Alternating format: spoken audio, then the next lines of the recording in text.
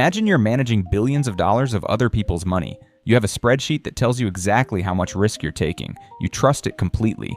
Every decision you make is based on what that spreadsheet says. Now imagine the spreadsheet is wrong. Not wrong by a little. Wrong in a way that makes your risk look half of what it actually is, and nobody catches it, not for months. That's exactly what happened to JPMorgan Chase in 2012. And it didn't cost them thousands. It didn't cost them millions. It cost them $6.2 billion because of one wrong word in a formula. This is the story of the London whale. Let's set the scene. JPMorgan Chase is one of the biggest banks in the world. After the catastrophic financial crisis of 2008, when many banks collapsed or nearly collapsed, JPMorgan came out looking like the smartest kid in the class. Their CEO, Jamie Dimon, was celebrated on magazine covers. The bank was praised for understanding risk better than anyone else on Wall Street. Risk in banking is everything. Banks make bets. They invest money in complex financial instruments. The whole game is knowing how much you could lose and keeping that number within safe limits. Get it right and everything runs smoothly. Get it wrong and you are in serious trouble. JP Morgan had a special team in London called the Chief Investment Office. Their job was to manage the bank's excess deposits, the extra cash sitting in the bank, by making smart, safe investments. Think of it like the bank's savings account, but worth hundreds of billions of dollars. One trader in that office was about to make history. His name was Bruno Ixel, a French trader working in London. Quiet, methodical. But his trades, anything but quiet.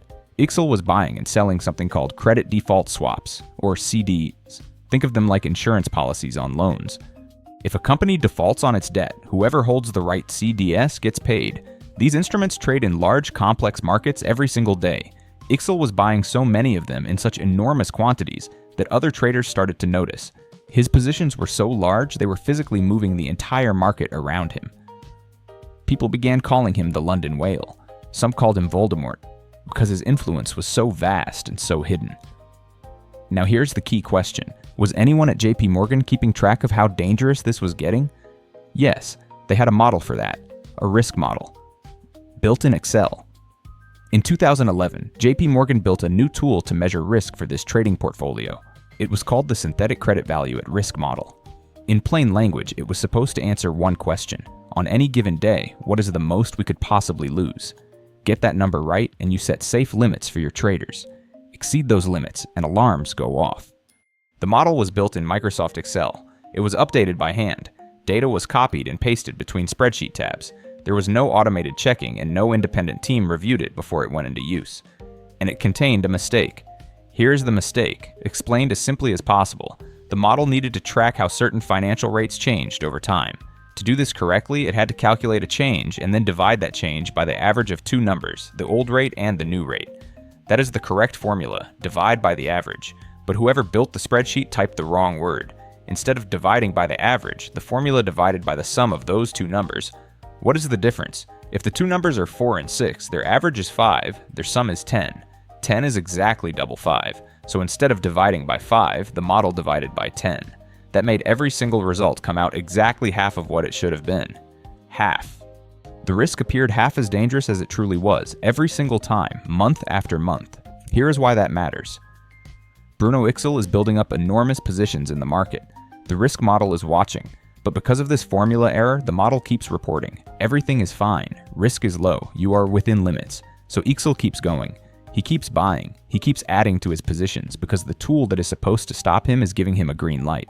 Nobody questions the model. Why would they? It had been running for months. The numbers looked reasonable. In fact, the numbers looked great.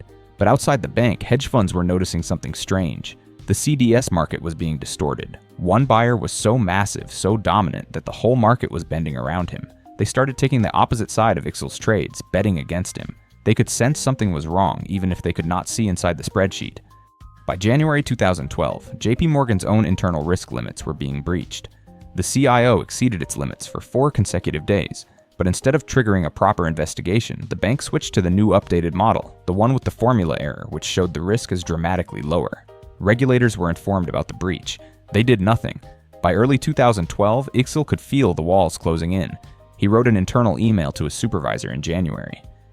He said, in effect, "I think I need to accept the loss now and get out. It is pointless to keep fighting. I have to let it go." He then continued adding to his positions for weeks anyway.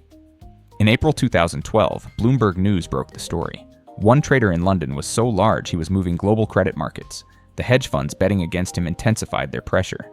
On May 10, 2012, Jamie Dimon, the same CEO who had called early news reports a tempest in a teapot, stood up and told the world that JPMorgan had made egregious mistakes. The loss at that point was $2 billion. Within months, it had grown to $6.2 billion. The fallout was swift and severe. JPMorgan paid $920 million in fines to regulators in the United States and the United Kingdom. They paid another $100 million for reckless trading. A shareholder lawsuit settled for $150 million. In one quarter of 2013 alone, the bank absorbed $7.2 billion in legal costs. Jamie Dimon's pay was cut in half, from $23 million down to $11.5 million. The chief investment officer resigned.